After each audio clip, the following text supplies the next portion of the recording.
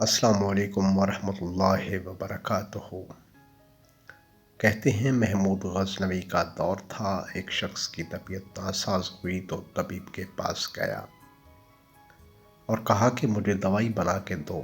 طبیب نے کہا دوائی کے لیے جو چیزیں درکار ہیں سب ہیں سوائے شہد کے، تم اگر شہد کہیں سے لا دو تو میں دوائی تیار کیے دیتا ہوں۔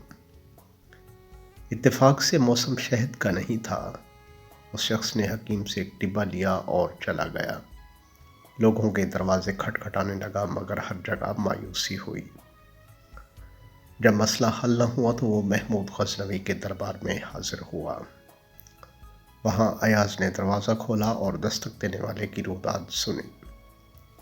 اس نے وہ چھوٹی سی ڈبیا دی اور کہا کہ مجھے اس میں شہد چاہیے۔ ایاز نے کہا آپ تشریف رکھیے، میں بادشاہ سے پوچھ کے بتاتا ہوں۔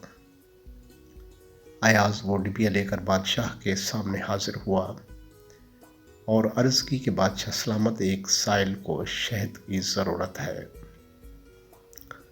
بادشاہ نے وہ ڈبیا لی اور سائڈ پر رکھ دی۔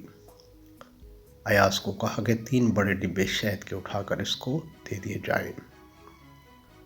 ایاز نے کہا حضور اس کو تو تھوڑی سی چاہیے، آپ 3 ڈبے کیوں دے رہے ہیں؟ بادشاہ نے ایاز سے کہا ایاز وہ مزدور آدمی ہے، اس نے اپنی حیثیت کے مطابق مانگا ہے، ہم بادشاہ ہیں، ہم اپنی حیثیت کے مطابق دیں گے۔